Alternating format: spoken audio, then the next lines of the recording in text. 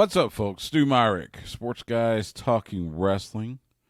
Those of you that joined us on the SGTW Live last night, thanks for joining us on YouTube and Twitch. Today, it's a special edition of Sports Guys Talking Wrestling as we bring you the media conference call in advance of AEW Full Gear this Saturday with the president and CEO of AEW, Tony Khan. The call just concluded. It ran right at an hour, as you might expect. Tony likes to talk. Several subjects, mostly about Full Gear, but a few other topics were breached. So we're going to bring it to you in full. If you're listening to this on the podcast, there are going to be a couple commercials inserted. Just, bear with us. But you'll get the full conference call. And then at the end, I'll come back with a few thoughts of my own and run down the card. It's been updated even since last night. So for now, we send you to the AEW Full Gear Media Conference Call with AEW CEO and President Tony Khan. The first question comes from our friend John Alba about the return of the Elite. Tony, thank you for taking the time. Welcome to the great state of Jersey. We saw the announcement for the return of the Elite last night on Dynamite, and it got a huge reaction, and it's going to be a hell of a match with them and Death Triangle. I just was curious if you could provide us now with any insight as to what the process of getting them cleared and ready to go out of the investigation was like for this event, and how was that determined ultimately? Well, I can't comment on the investigation at this time, but I would comment on their wrestling status, that the Trios Championship, they were the winners of the World Trios Championship tournament at All Out, and the title was vacated in Buffalo, and we crowned the Death Triangle as champions, and they've gone on, I think, to be great champions. And really, I believe they are arguably the two greatest trios in the history of AEW, and they have a rivalry that goes back many years, and even in some ways predates AEW with the Young Bucks and the Lucha Brothers. And I believe Kenny Omega and Pac have one of the great singles rivalries in AEW also, and the trios have had great matches across singles, tags. On the Homecoming episode of Dynamite, January 1st, 2020, they had an amazing match. Of course, not long after that, Kenny Omega and Pac had a classic Iron Man match. I believe it's February 26th of 2020 in Kansas City. And then, of course, the Young Bucks, their ladder match, All Out 2019, with the Lucha Brothers, and their cage match at All Out 2021 with the Lucha Brothers, I think are classic matches. And I can't wait to see the Trios match. So from a wrestling standpoint, I think it sets up to be very exciting. And I think people are really excited to see Kenny Omega and the Young Bucks back. They have fans all over the world. So it's a very compelling reason to watch the pay-per-view to begin with, and to have it be such a great match, high stakes for the World Trios Championships, which I think have added a lot to Dynamite in recent months. And we've had a lot of great matches, including last night, Death Triangle versus the TV debut of AR Fox, and the reunited Top Flight with the return of Darius Martin. I thought that was a great match, and I'm really looking forward to the Trios match. And I can't comment on that backstage aspect of it, unfortunately, but I also really, do appreciate you asking and understand that part of it. But I think from a wrestling standpoint, that's what went into it, if that makes sense. All right. Thanks, John. Thanks, Tony. As promised, Randy Zelia from Backsport Page is next, and following Randy, I will have a write-in from Kenny McIntosh of Inside the Ropes. Randy. Hey, Tony, thank you very much for taking the time. I really appreciate it. Sort of a two-part question about Full Gear here. One, was there any hesitation on doing a pay-per-view in New York where the WWE has sort of been a mainstay? And was there any, any statistical change you wanted to make, since the last few pay-per-views were on a Sunday and you're moving this one back to Saturday? Well, Full Gear has traditionally been on Saturday, and we've done that since the beginning. And I think it makes sense to avoid another business I work in closely, which is the National Football League, which is the powerhouse in Q4 on Sunday nights. So Full Gear's actually always been a Saturday night pay-per-view. That's part of the fun. And we do the other shows typically on a Sunday, but this one we run on a Saturday, and it's at least nice for me. The Jags on bye week, so it worked out very well. As far as running here in the New York, New Jersey area, specifically in New Jersey at Newark at the Prudential Center, there's fans from this area, from the tri-state area, some of the best fans, and we set up shows here and really had Grand Slam, one of our biggest TV events of the year, at Arthur Ashe Stadium, which has been an amazing venue for us. And then, of course, AEW Full Gear, this show Saturday night, which is such a stacked event. They've both been huge financial successes from a live event standpoint and a commercial standpoint. I expect Full Gear will be a big success on Saturday night. And of course, we hit over $1 million in live ticket sales for the TV event Grand Slam at Arthur Ashe Stadium, and we're closing in on over $1 million in sales here. And frankly, there were major cost savings that people might not think about in routing everything mostly in the Northeast. And that's why there's been so many shows in the Northeast recently, because we saved millions of dollars between Grand Slam and Full Gear, which were both big financial successes, $1 million tentpole shows. And we saved millions of dollars in between those shows by routing everything in between. And so that's kind of a cost savings. And now moving west, I'm really excited to move the show west too. But New York, New Jersey makes perfect sense to do pay-per-views. And it's good timing for us to have one of our biggest pay-per-view shows and looking like another $1 million live gate, which makes it 4 straight AEW pay-per-views with over $1 million in live ticket sales that I think we're going to hit this weekend, probably the way it's going. Very close. And then, now good timing for us to move west after, what was in many ways an economical tour here. He's running a lot of great shows in the Northeast in these recent months and with the big financial successes of Grand Slam and Full Gear, which I think now shows that we can run some of the biggest events in this market, especially because, to your point, being competitive in the market, the biggest live wrestling event anybody's done in terms of attendance in New York is AEW Grand Slam. All right. Appreciate it, Randy. As promised, I've got a write-in here from Kenny McIntosh, and then after Tony responds to Kenny, we'll go with Will Washington from Grapsity. So, Tony, Kenny has the following question.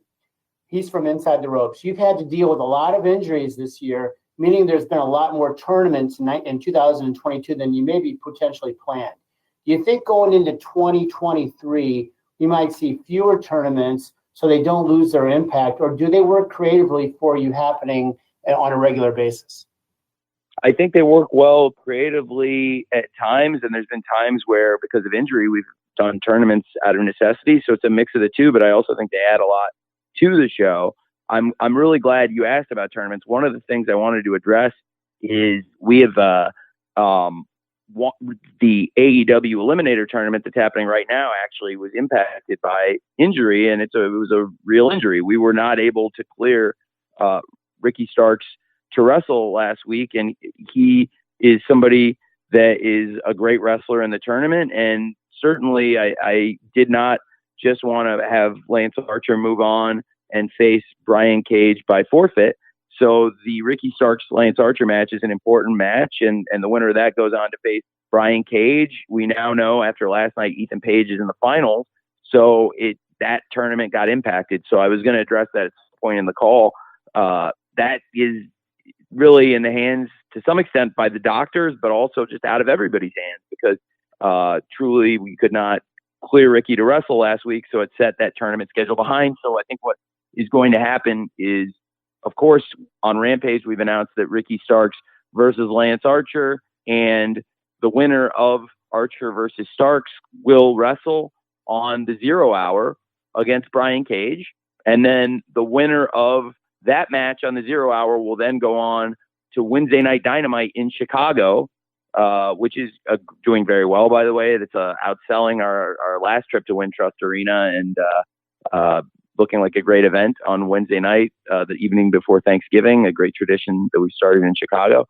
And it is going to be the finals there with Ethan Page wrestling the winner of the match on the 0 hour, Brian Cage versus the winner of Archer versus Starks on Friday night. Of course, everything got set behind, and rather than doing a forfeit, we really believe in Ricky Starks is a great wrestler, and he deserves every chance to wrestle Lance Archer rather than forfeiting. But it kind of set the schedule of things a little behind on that tournament in particular. I think we've had some great matches in tournaments, and frankly, there's innovative things in the tournament format that we've never even done or tried that I think could add a lot to the presentation. But I'm also not saying you need to do more tournaments necessarily, but there's different kinds of tournaments you could look at doing that would be exciting. And certainly one thing I am is open-minded to different ideas.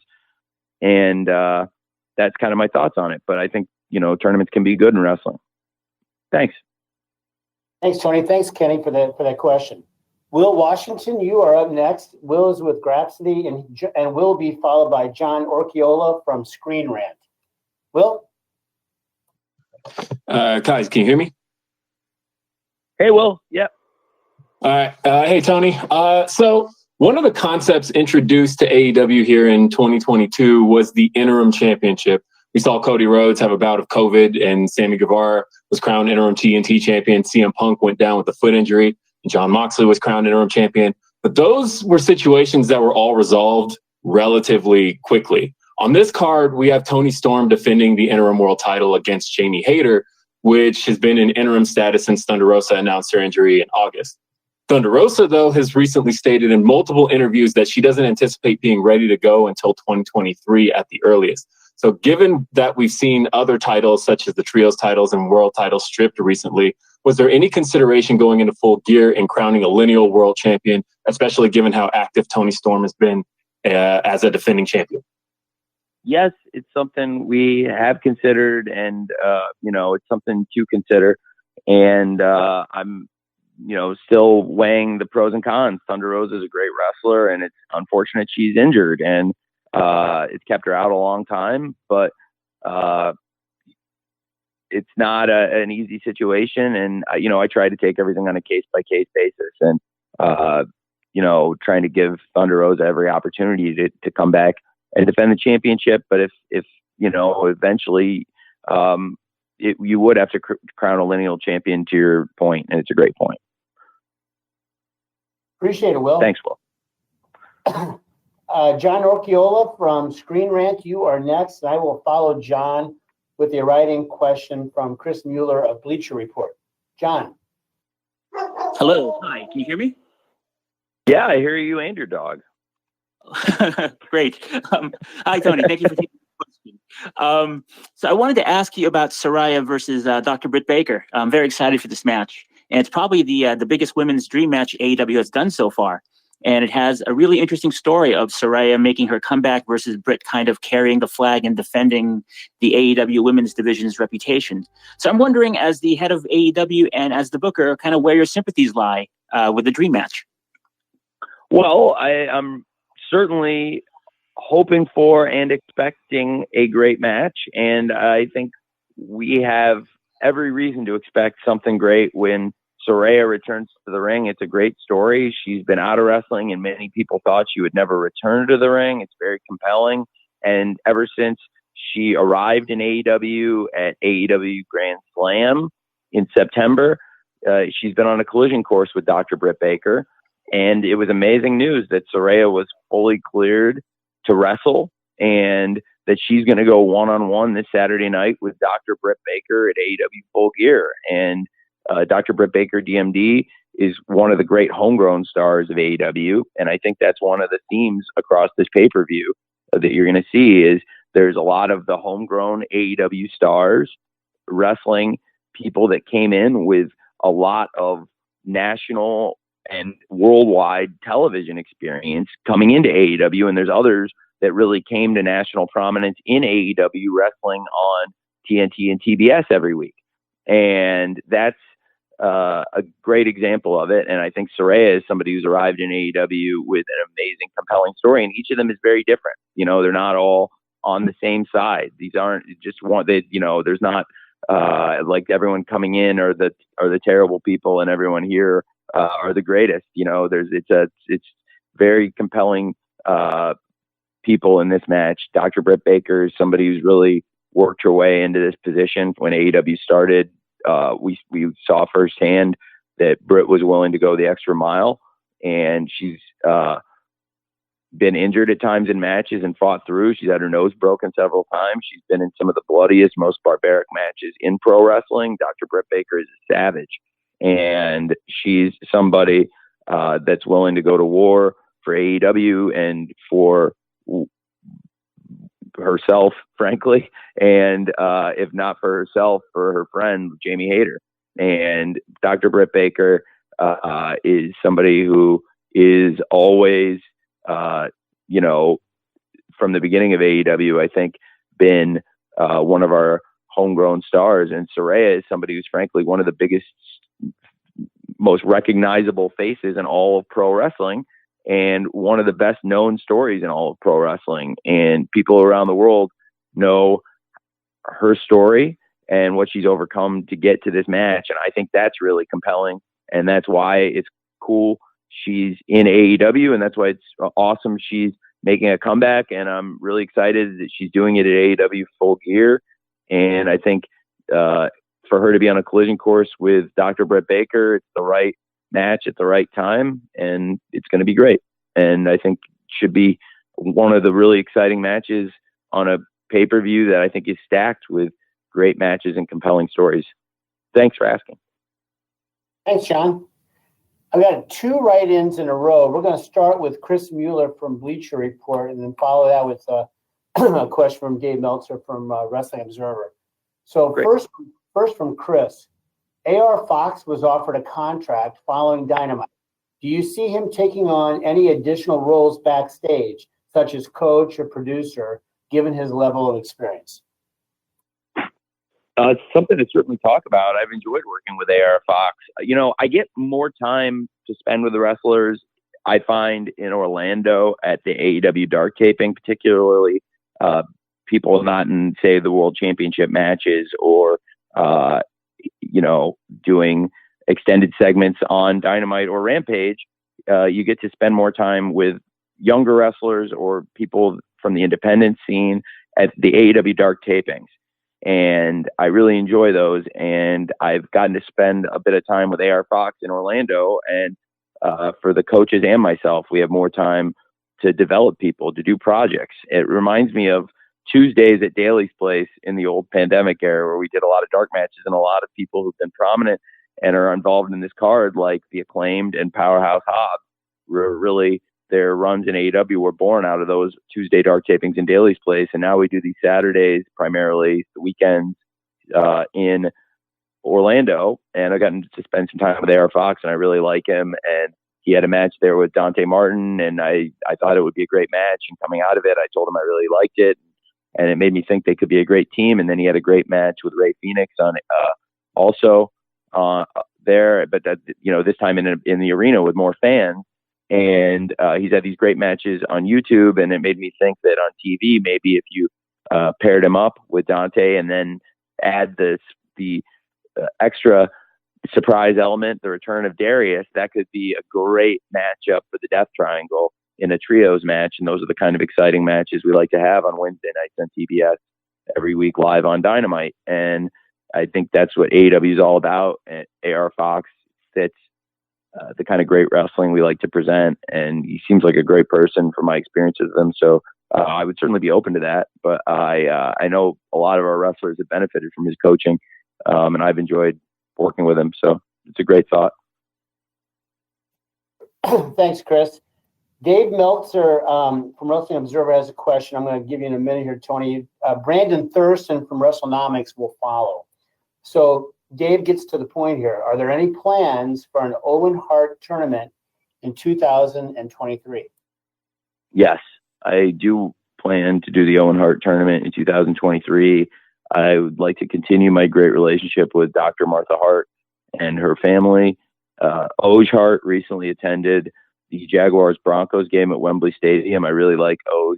He's a tremendous guy, and Martha and the whole family, they're great. And we loved having them in AEW, and the Owen Hart tournament tradition will continue.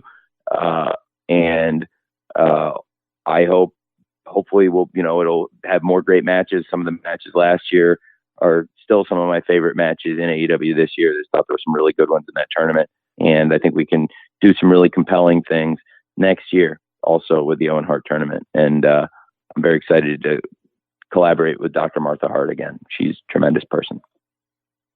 And I really appreciate Chris Jericho facilitating that connection several years ago, actually, during the pandemic. We did a lot of work, and I think came out in many ways. A lot of the things we worked to achieve in the pandemic benefited us when we came out.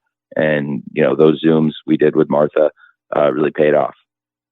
Chris was on some of those, and Cody was actually back on some of those too. And we had some really nice Zooms with Martha, and she's been a great friend to us. That's great news. Thanks, Tony. Thanks for the question, Dave. As promised, Brandon Thurston from WrestleNomics is up next, and I will follow Brandon with a write-in from Libby Cadman from WrestleN. So, Brandon, floor is yours. Hi, Tony. Thanks for the time today. Hey, thank you. I wanted to ask, CM Punk was pretty clearly a strong contributor for AEW across pay-per-view, ticket sales, TV ratings, and merchandise. And there's a lot of speculation. Most people probably think he won't be back, but I just wanted to ask you if we've seen the last of CM Punk in AEW. I can't comment on that. I have nothing but positive things to say about the contribution CM Punk has made in AEW on screen, and certainly have a lot of positive things to say about the things he did in AEW to date, and I can't comment on that. But I do understand why you'd ask, and I appreciate you asking. Brandon, appreciate that. Next up, I've got a write-in from Libby Cadman from WrestleN, and then I've got another write-in from Amy Nemedy from WrestleJoy. So here we go from Libby, Tony. Libby's question: Dynamite this week really seemed to take advantage of the in-ring promos, video packages, and almost highlight reels and mini packages to set audiences up for this Saturday, a highlight being the Acclaimed music video pre-match. How do you creatively approach these video packages compared to an in-ring promo, and what's the process in working out which is the most appropriate form to use? Well, a lot of times it's a great question. Thank you. I got so excited. I almost jumped into it with that. Thank you. That's a tremendous question about the production. And I try to keep stuff in and around the ring as much as possible.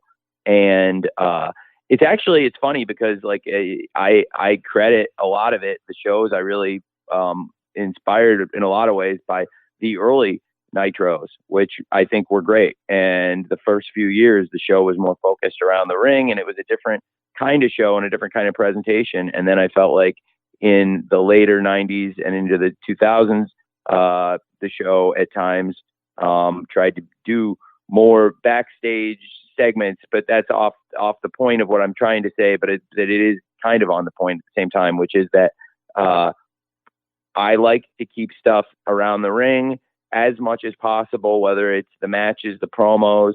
It's important to do backstage segments, and in the flow of the show, there's just a lot of reasons why it makes sense, frankly, to do things backstage. In this show, in a go-home show, I think this was the week where you want to showcase a lot of video packages and a lot of informational stuff. And frankly, sometimes they don't do as good of a number, but that's not because they aren't as good of a product, because I think that's some of the best stuff are these packages and videos and things of that nature. Now I'll be interested to see the number, but also frankly on a go-home show, because of the huge economic swing of a pay-per-view and the big value of the pay-per-view, this is the week for us, our partnership with Warner Brothers Discovery. It's like everything is calculated, the choices we make. So this is a big push for the pay-per-view. So it'll be interesting to see how they do. But also, this show was very much about getting people interested in Full Gear, and I think almost everything, the vast majority of the things on the show, largely were there to push people towards Full Gear and get people excited about it. And I think there was a lot of really exciting things on the show. There's 10 matches on the pay-per-view, and I think it'll be within the traditional window. I expect I can say we'll end or at a very reasonable time, and I think it won't be from the time we actually start wrestling on the 0 hour, because I think there'll be some of these exciting video recaps and packages to get people caught up to start the 0 hour, which is largely about getting people interested in Full Gear, but also for the live crowd. We won't start the wrestling right at the top of the 0 hour necessarily, and I think it won't, it'll be a relatively tight night of wrestling. It won't be, for example, Double or Nothing. That was a calculated move, being out on the West Coast, not only in the show starting so early, and the crowd really, to my point, I think was proven right about the live crowd. The hottest they was at the end of the night for the last 3 matches. The third act, as I referred to it, for Anarchy in the Arena and the 3-way match for the World Tag Team Championship and the World Title match. And but that also for the TV crowd was a long show, and I probably wouldn't do it that way again, except that, to my point, we did get a lot of late buys because I was also competing with a potential Game 7, which did happen, and it was good to have stuff up our sleeve where a lot of the best stuff started after Game 7, and we got a lot of late buys. So a lot of stuff is driven to the pay-per-views, and that is my greater point here. That's why you do a lot of video recap stuff and some of those promos and videos and packages leading into a pay-per-view. And we also have, to that point, the countdown to Full Gear coming up after AEW Rampage, which is exclusively these great packages, extended interviews, and some of the best interviews and compelling storytelling in pro wrestling, I really believe, is done on those countdown shows. So I'm excited for the countdown also after Rampage. And we got kind of a preview of some of that for the Dynamite audience, which is our biggest audience every week, which reaches worldwide well over 1 million people every Wednesday night. So that's what the thinking was for that. Thanks. Thanks, Libby. And thank you, Tony. I've got a write-in here from Amy Nemedy from WrestleJoy, and Amy will be followed by BJ Lisco from Web is Jericho. Here's Amy's question, Tony. Nyla Rose and Jade Cargill have built an epic feud and storyline around the TBS Championship with the stolen belt, replica belt going on tour with Jade, and Nyla's shenanigans. How did this story come about, and what are your expectations for Full Gear? Well, the story came about in a funny way. We have who actually, to be honest, I think planted the seed in Nyla's head to steal the championship belt. It was Tony Schiavone. Tony Schiavone mentioned something about it, and we had the meetings, and every once in a while, I thought it was a great idea that Nyla ended up running with, and she had a lot of fun with it, and it was a great way to showcase Nyla's personality. And so I thought that would be a really good way to go. And Nyla, the champ as I call her, I've been calling her champ for years, even though she hasn't been holding the title. Now she's stolen the title, and I still call her champ. But she took the title, took the ball, and effectively and ran with it, and it's been a lot of fun. And Jade Cargill is to date unbeaten, but I think Nyla Rose represents the toughest struggle she's going to have to date. But for Nyla, who's used to being the most powerful, toughest woman in the ring in most of her matches, now certainly finds herself with quite a rival in Jade, and it's been great. So it's been a great rivalry, and it's something I wanted to get on the show. And the first person who ever mentioned it was actually Tony Schiavone in a meeting, and I thought it was great. That's how it came to be. And that's a good example of somebody with a good idea, and that I'll do, and try to pick the best ideas and then try to work them into the shows as we can. And one of the great things about AEW Full Gear, there's 3 women's matches on the pay-per-view that all have compelling stories of their own, and they're all different. 2 championship matches, one that's a personal rivalry, and really much more than a personal rivalry, a very great story of the homegrown superstar, Dr. Britt Baker, former world champion, taking on Saraya, who's been a champion all over the world and is making such a inspiring comeback to pro wrestling. So 3 great women's matches on a great pay-per-view that has 10 great matches and should have something great for everyone. I think there's 10 great matches, and they're really all different for the most part, with great stories of their own, including Nyla Rose versus Jade Cargill for the TBS championship. And we'll find out who the real TBS champion is on Saturday night. Thanks for asking. Thank you, Tony. BJ Lisco from Web is Jericho. And then we will follow BJ with the write-in from Dominic D'Angelo from Ad Free Shows. BJ, you're up. Hey, Tony. My question is in regards to FTR, who, have been having one of the best years of really any tag team in recent memory. But they don't have a match on Full Gear as of right now, and they didn't have one on Grand Slam either. And I was just wondering, is the reason they're not part of Saturday's show that they're being positioned perhaps for the last Ring of Honor pay-per-view, and also maybe as like flag bearers for the Ring of Honor brand once presumably a TV deal is in place? Thanks. I would love, first of all, to showcase FTR as much as possible. I have so many great wrestlers in this company, and it gives me a lot of thought about creating more content, not only under the AEW banner, certainly also possibly under the Ring of Honor banner, but just looking at the AEW roster. And, FTR, one of the greatest teams in the world, and obviously that makes them one of the best teams on the AEW roster by default. I think they're one of the greatest teams in the world, and we have a roster with some of the best teams, and they were in a great position, certainly in that number 1 contenders match right there. I think we have some other great tag teams. Certainly Swerve Strickland and Keith Lee have come in as free agents and reformed a team they had on the independents, and have been a dominant tag team. They were also great world champions this year. They ended up coming out ahead in that match by hook or by crook. And now we see Swerve and really Keith, I think, both have been 2 of the best free agent signings we've had ever. And this year in 2022, we've had some free agent people, including Keith Lee, Swerve Strickland, Tony Storm's another great example. People who've come in and been very impactful and significant. And I think, FTR are a great example of that also from a couple of years ago, that have come into AEW and have been very successful. They've had a great run in AEW. Of course, last week they were on AEW Dynamite last week in a great 8-man tag, and they won the opening match, which had a great audience, and they were a huge part of that, teaming with the Acclaimed against Keith and Swerve and the Guns, and kind of getting some measure of revenge on Keith and Swerve. It's a great tag team picture. FTR are a big part of it. They're also, to your point, a huge part of Ring of Honor and New Japan Pro Wrestling. They're the Lucha Libre AAA tag team champions. They hold a lot of titles in the world of wrestling. So they are very prominent in the world of wrestling. And in addition to AEW, I am the owner of Ring of Honor and have close partnerships with these other organizations, work really closely with them, especially New Japan, where we collaborate on Forbidden Door, and they were a big part of the Forbidden Door event.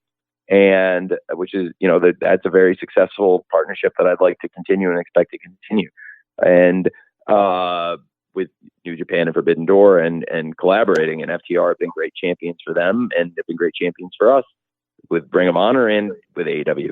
So I would like to get many wrestlers, including, frankly, FTR, involved more and create more content for AEW and Ring of Honor so we can showcase more wrestlers, because I think we have, frankly, more than 3 hours worth of great wrestlers, and it's something that there's demand for, is more of these great wrestlers and more of these great matches. And I have some thoughts on that in the presentation going forward that, are pretty compelling. And I think it's an exciting time in the pro wrestling business and in the content creation business. And AEW's got a great relationship with Warner Brothers Discovery, and now Ring of Honor is starting to dip the toe in the water effectively with Warner Brothers Discovery for the first time, collaborating on the pay-per-view events. Final Battle is happening December 10th. But right now, all hands on deck for me personally, and even for the Ring of Honor, frankly, with the Ring of Honor World Championship match, Chris Jericho versus Claudio Castagnoli versus Bryan Danielson versus Sammy Guevara on Saturday night. And for FTR, I just think they're 2 of the best wrestlers in the world, and I absolutely would love to showcase them. And I think they are definitely in the mix here. And I think the world of them for AEW and for Ring of Honor both, and I think they could be great to your point, lead representatives for both promotions, for AEW, Ring of Honor, and for New Japan Pro Wrestling, for that matter. So it's great. Thanks, BJ. And we got a write-in here, Tony, from Dominic D'Angelo, which is almost follows your last answer here. I want to, after Dominic, we're going to go to Emily Hallweddle from Women's Wrestling Talk. So Emily, be ready. Dominic's question is the following. With Ring of Honor trying to establish itself as a brand and AEW stars fighting for television time, are you still solely responsible for all the bookings, or do you see a benefit in having one of your several strong minds around you contributing and building both brands? Well, I am responsible for all the booking. I make all the final decisions, and I put the formats together, and I solicit ideas from people backstage. And a great example is the one I gave before, like Tony Schiavone had a great idea. Nyla Rose ended up using his idea. She stole the championship, and but he was the first person who said it out loud in a meeting, and I ran with it. And then you get great ideas from wrestlers, and I have to take them all and mix them together. And it's not totally dissimilar from play calling, in sports and in, say, play calling football, for example. One person does have to make the calls, and a lot of people contribute to that process. And it's weeks of work, months of work, years of work that go into those ideas, and different people take them. And so much work goes into one snap, and there's countless snaps in a season, and each one of them is very important, and thousands of snaps in a season. And really, when you look at that and consider that,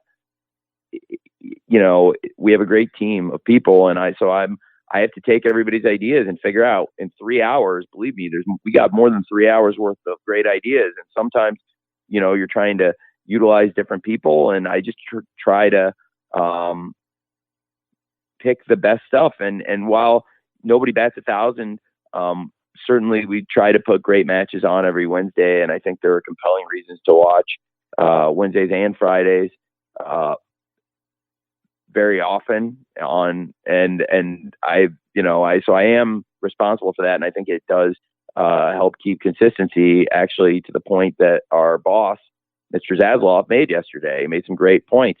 And I think AEW has thrived in what in some ways has been a challenging market. We're having like a really strong business year while the, traditional cable isn't saying like, hey, this is the all-time greatest year for cable, yet AEW is up year over year in our total viewership and in some significant demos like 18 to 34.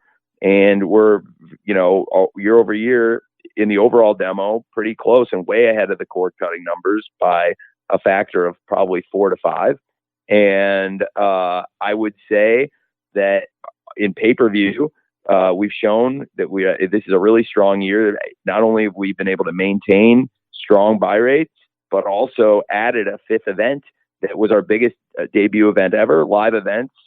We've had new heights in terms of our big events. We've hit this $1 million gate now. I'm hoping for a 4th straight pay-per-view, and also for our first ever time for a TV event for AEW Grand Slam, and also came very close to that number for many events like the Forum and Blood and Guts and other big TV events this year. So it's been a great year in many ways. In what other, in some other ways, for other people are finding this very challenging. And Mr. Zasloff, made this point that he's come in and they've been impressed by the talent, which I believe includes AEW.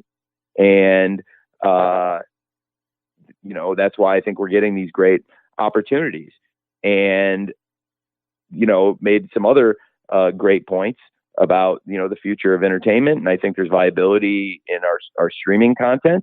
And, some of the points he made about, the strong performers. I think they focus on the winners, and that I really believe in the strategy, and I think we can be a big part of it, and we want to be a big part of it. And that's why we try to keep great matches coming on Wednesdays and Fridays. But to your point, that's one of the things he said was that the reason he wants a unified focus for DC, because that's the ultimate example of Warner Brothers Discovery, one of the strongest properties in the world. And it makes sense to have, in this case, two people, but one team, two people with a common vision that are working together. And one of the things he said was really, given the example of Marvel, is having one person with a vision who leads the team and then makes the calls and puts everything together makes a lot of sense. And also, for stability reasons, I think it makes sense because I've been here from the beginning and, have thoughts, and a lot of the things that have been done here from the beginning for a reason. And we've been able to follow through on things like Hangman's story arc and Hangman, that great championship run as a team he had with Kenny Omega. And then, of course, Kenny Omega, his great run as champion, and Hangman winning the championship in great matches. And I can't wait to have Hangman back in AEW. Thankfully he's doing really well, and I am anxious and excited for him to return to the ring because he's a great wrestler, and that's a great example of a story that paid off over the years from the beginning of AEW. And that's kind of the thought of it. But I also have to give a lot of credit to a lot of people on the team. I named a bunch of the producers, coaches, backstage people, but I also give a lot of credit to a lot of the wrestlers who come to me with great ideas. And frankly, I probably only end up using less than 50%, significantly, probably way less than 50% of the ideas I hear every week, because you can only do so much in the 3 hours of Dynamite and Rampage, and then with some things on Elevation and Dark too, and for Ring of Honor. So I try to pick the best I can, and that's how we do it. And I have a lot of my own ideas, and it's just mixing them together. And thankfully, I have a lot of really smart people to bounce it off of, and we're always looking to make that team stronger too. I think that's why we from the beginning of AEW, I've always tried to talk to dozens and dozens of people in the company every single week about different ideas and how we can utilize them best on TV. Thanks for asking. Thanks, Dominic. So Emily Hallwettel from Women's Wrestling Talk is next, and I'm going to follow Emily with a write-in from Tony Miller of Toned In Entertainment. Emily? Thanks. Hi, can you guys hear me okay? Yes. Awesome. I just thank you so much for the opportunity. I actually took off. I'm a college student. I was able to take off class to have this opportunity. So thank you so much for the opportunity. I was just wondering, we've been talking a lot right now about AEW sort of reaching new heights and expanding shows. So I guess I was just sort of wondering what your hopes are for the women's division continuing from Full Gear, prospective championship contenders, or just kind of like general future division, any other talents coming in like from Joshi or anything like that? Well, it's a great question. I think this is one of the most exciting pay-per-views we've ever presented for many reasons. And I think it's some of the most compelling matches in women's wrestling we've ever offered, whether it's the interim world championship match, Toni Storm versus Jamie Hayter, the TBS championship match, Nyla Rose versus Jade Cargill, or the inspiring comeback story, Saraya returning against all odds in AEW to take on Dr. Britt Baker, DMD, the former world champion. I think it's a lot of great stories that have been told on TV in recent months, and it's all coming to a head on Saturday night at Full Gear. And coming out of Full Gear, we'll see where we stand out of all three of these programs and where all six of these women stand. And then there's some great women waiting in the wings. I thought, for example, Anna Jay was tremendous last night against Toni Storm. Anna Jay has got a great record this year. If you saw the stats, she's really somebody we want out there wrestling a lot, and getting her an opportunity to wrestle on TV she was somebody certainly I'd actually considered for that match. But also the Bunny is a great wrestler who she was out sick, but she's been out for a while. The Bunny and Penelope Ford are a great team. They've both been out injured, and I'm really anxious to get them both in. I think you've seen firsthand with the women's division last year, I really tried to showcase Penelope and the Bunny and Anna Jay and Ty Conti, all four of them in singles matches and in tag team matches. And it all culminated in a great street fight on New Year's Eve That was one of my favorite matches all year on TV in AEW, on AEW Rampage. It was great. New Year's Eve street fight in Jacksonville.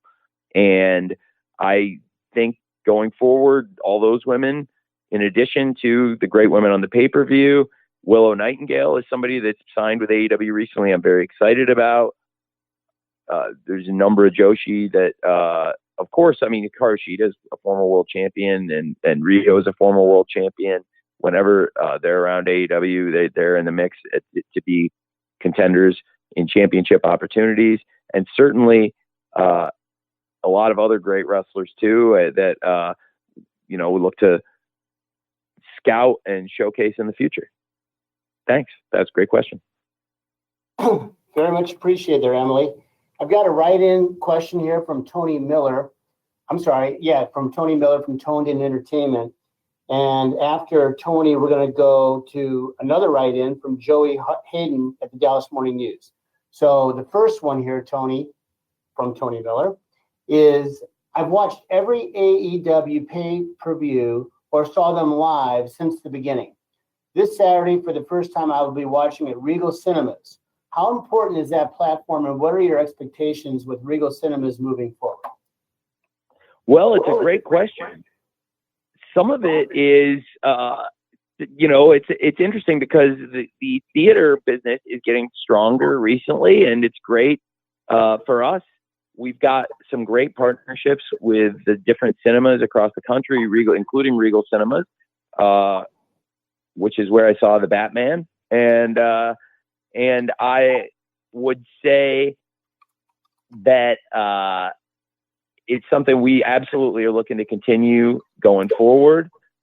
And some of it is actually dependent on what's happening in the movie theaters. Like, for example, there's a lot of excitement around,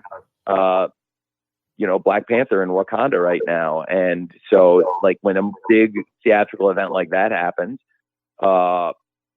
or like something earlier this year, like the Batman, you got to look at those for now. That's in a lot of theaters this weekend. So that's why for some people, it may be the theaters are crowded and there's some theaters where we would play normally where it might not even be available, but then because there's so many screens for a big movie like that, for example, is one thing I've noticed this year. So it's interesting because it's a different kind of business. Whereas on pay-per-view, the channel, there's always a channel or Bleacher Report always for it. But screen availability is a really competitive thing in the movie business. But we've done really well with it this year. I mean, if you look at our box office receipts, we've got great box office receipts from it. So it's a really interesting business. I'm learning about it because it's not a revenue stream I had really considered much. The big revenue streams for us primarily going in that I was focused on that have all been great revenue streams for us are TV, pay-per-view, live events, merchandising, and now one we're about to also tap into, video games. But the movie theater business is great, and it's something we'd like to continue. Hey, because we had the tech problem go a little bit. By the way, I'd like to keep on and stay answering questions if I could, because I know it was a couple minutes because there were some tech issues on the line. So I'll stay on if I could, Jim. We will go into injury time, Tony. So thank you. We will. We're going to go now with a write-in from Joey Hayden from the Dallas Morning News, and following Joey, we're going to go with David Bixenspan from Babyface versus Heel. Here's Joey Hayden's question. Winter is coming. Is going to returning to Dallas next month for the second year in a row. Does AEW's commitment to putting a higher level Dynamite episodes together in Garland at the Curtis Caldwell Center point to a potential pay-per-view coming to North Texas in the future? Well, potentially, that's actually a very exciting week for AEW and Ring of Honor both. There's really one of the biggest TV events of the year in AEW annually. One of the most significant events with the best history of great matches is Winter is Coming.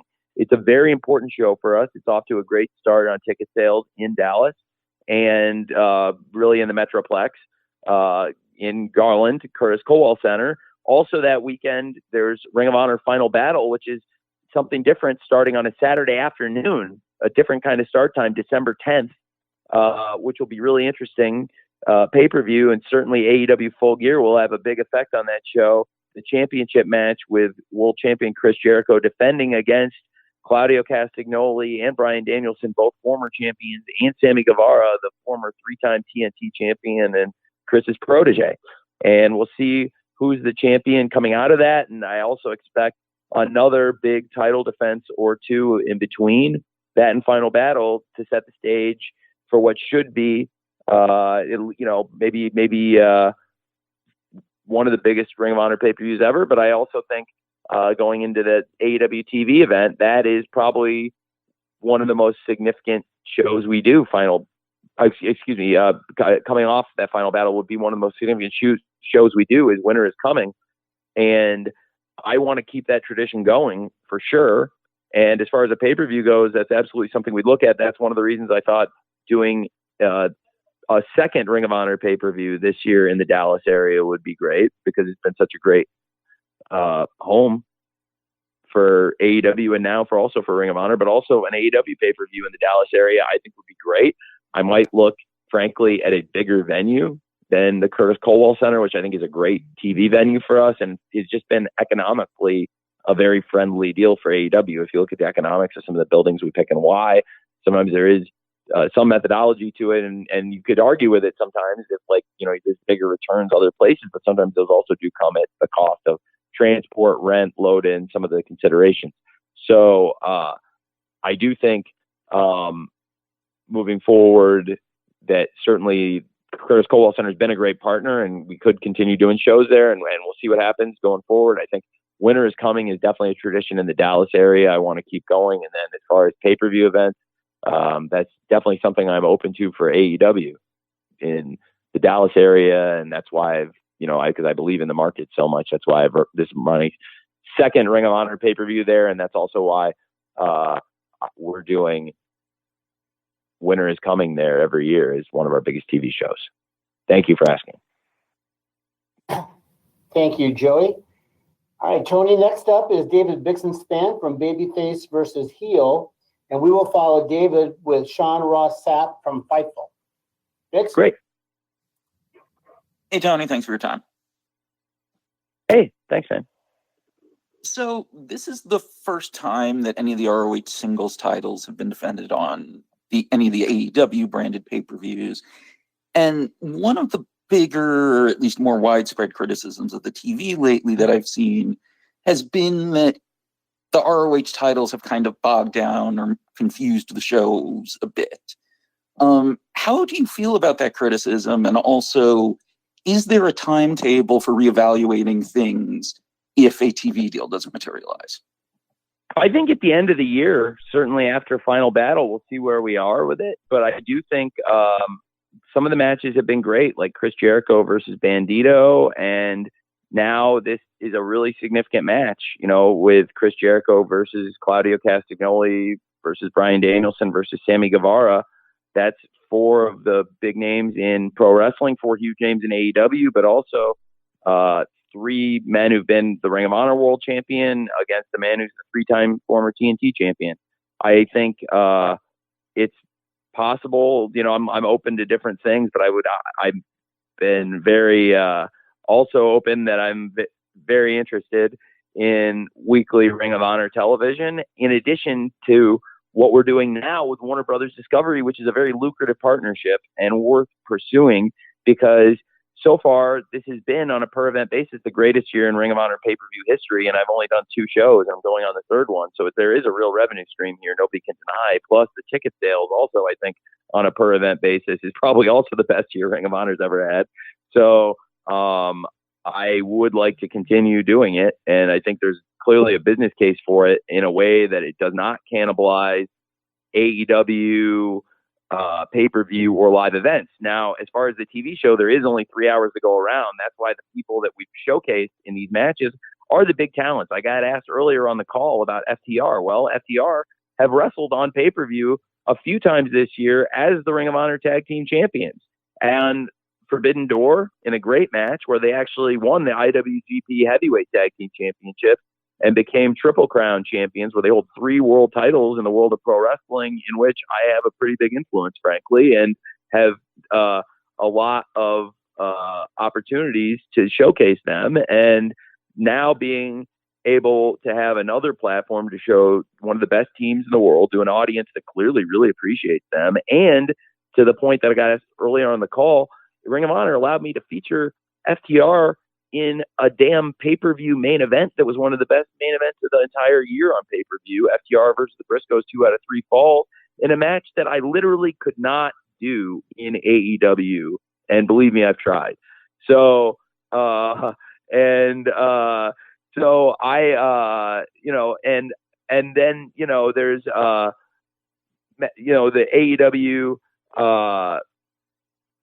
AEW 3 hours of TV a week. I've been asked about, well, it's a great opportunity if we get Ring of Honor events like Death Before Dishonor, like Supercard of Honor, and like Final Battle.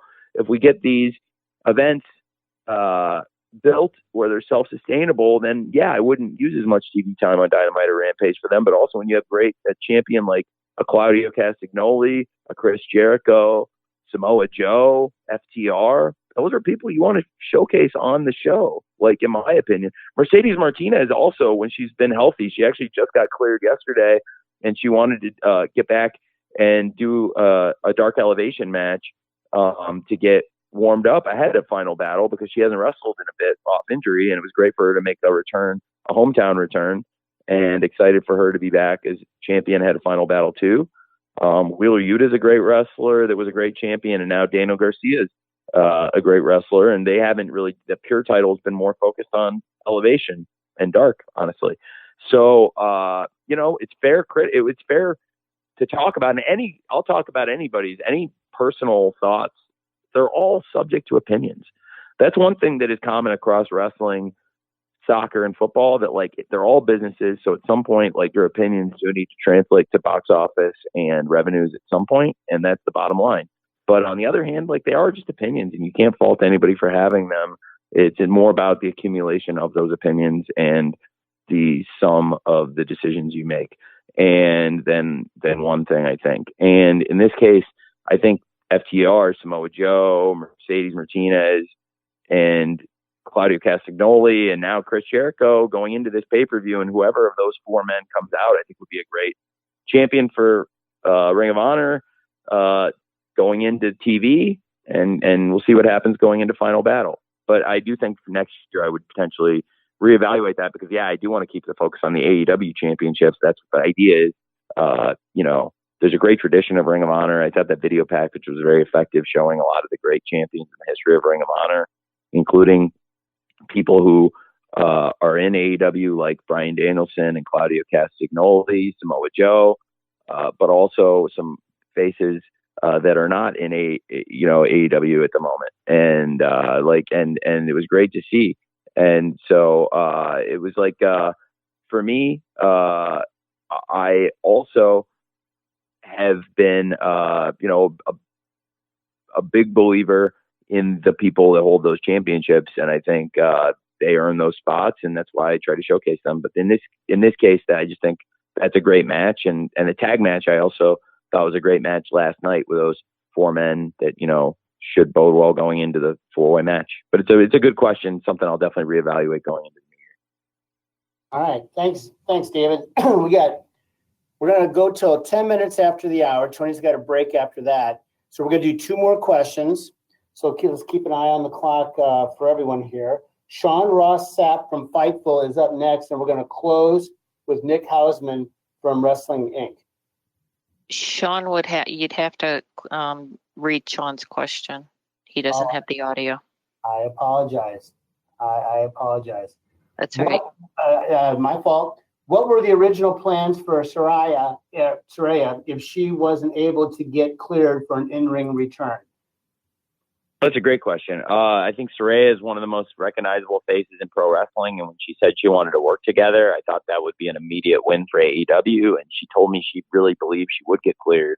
It had all been very positive, and it was all moving in that direction for her getting a full clearance. And to some extent, I took her at her word, and she's a great person. She's been great for us, and I expected she would get cleared, but if she didn't, then she had a number of ideas, and we had a number of conversations about all the different ways she's somebody who can be a great ambassador for AEW in addition to being a great wrestler for us this Saturday at AEW Full Gear on pay-per-view against Dr. Britt Baker, DMD. Fantastic. Okay, one more. And that's going to come from Nick Hosman from Wrestling Inc. to wrap it up. Nick, you good? Wait. Yes, can you hear me? Hi, Nick. Hi, Tony. How you doing? Great. Thanks for asking. Was that it? Wonderful. Is that the question?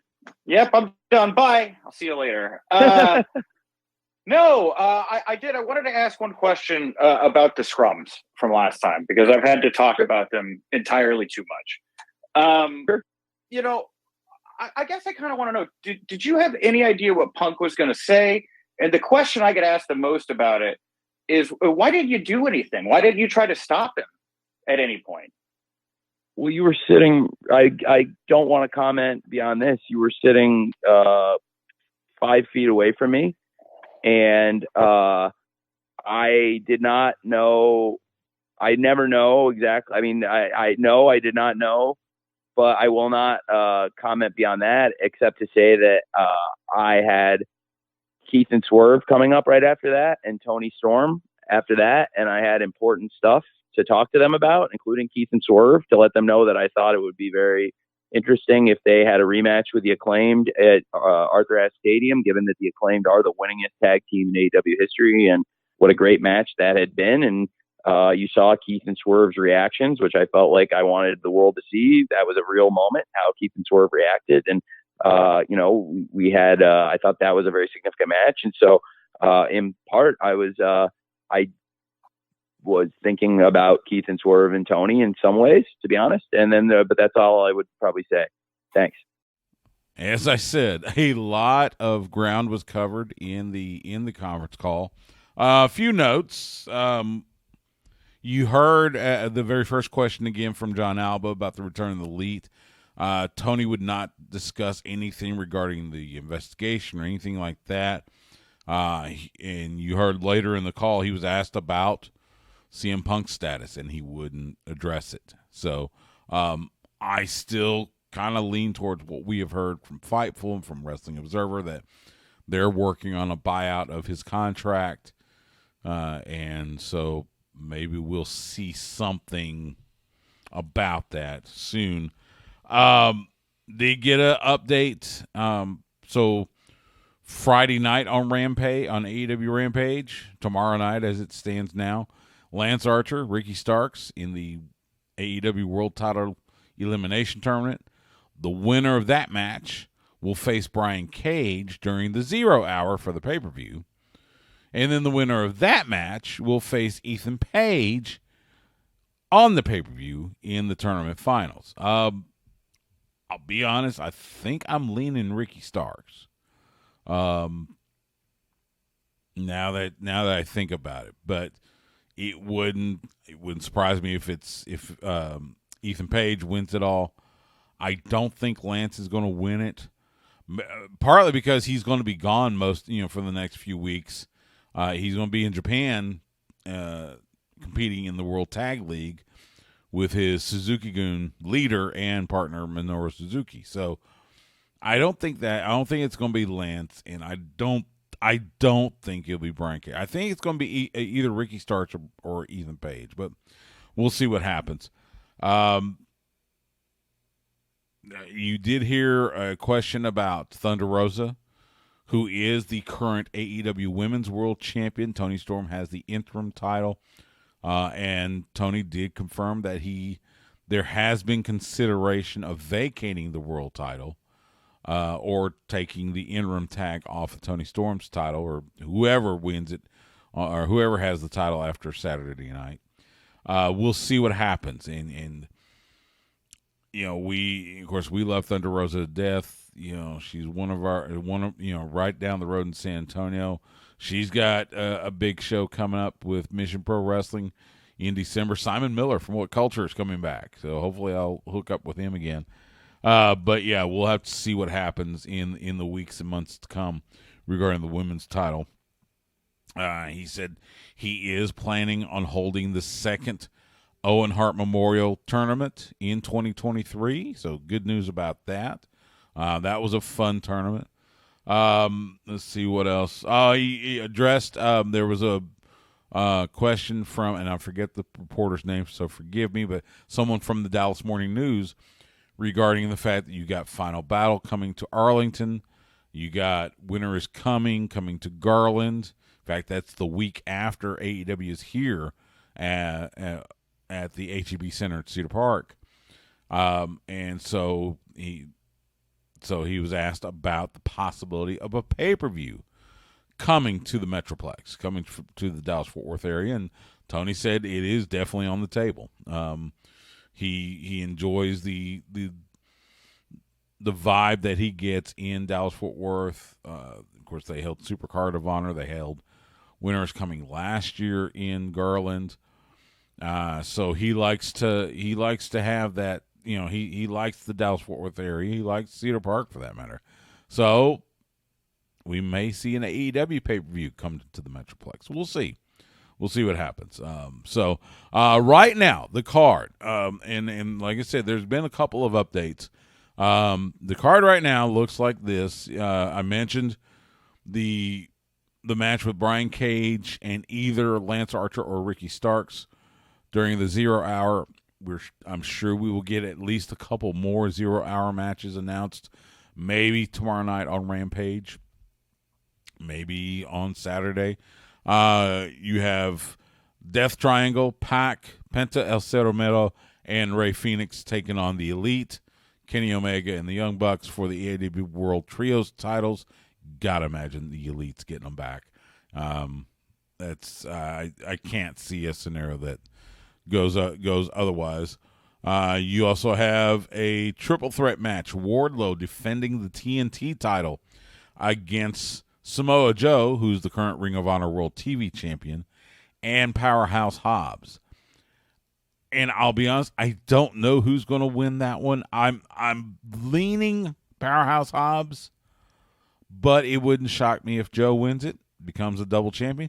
Wouldn't shock me if Wardlow retains. So, and again, that's the good thing about wrestling. So, in addition, the matches that we talked about last night on the preview, Saraya taking on Britt Baker.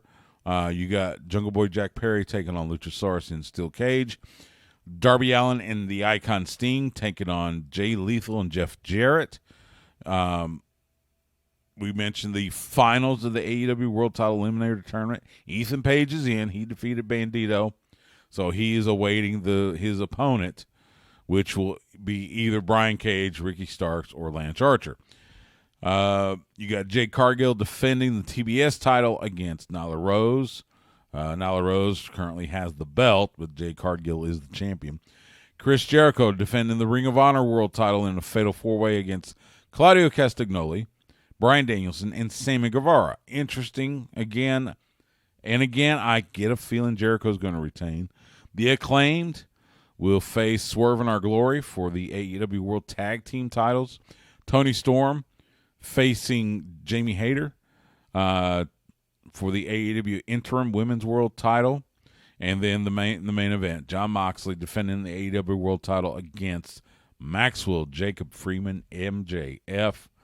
That's going to be an interesting main event, and a lot of speculation. I heard again, Simon Miller from What Culture. He was doing his ups and downs, and he brought up a scenario that didn't cross my mind last night. William Regal turning on Mox and helping MJF. Again, this has got so many possibilities, and that's the beauty of this. That's what makes this so cool. So, anyway, that is AEW Full Gear, Saturday night, 8 p.m. Eastern, 7 p.m. Central, coming to us from the Prudential Center in Newark, New Jersey. If you're in the United States, get it on Bleacher Report. If you're outside the United States, get it on Fight TV, ppv.com, or pay-per-view providers. So should be a great show. And, of course, we'll recap everything next week on Sports Guys Talking Wrestling, as well as preview WWE Survivor Series. So that'll do it for this special edition of Sports Guys Talking Wrestling. Again, we will be back next week. There will be a radio show, but it's going to be really late, so get the podcast. But for now, Stu Myrick, have a great rest of your week, and we will see you at the matches.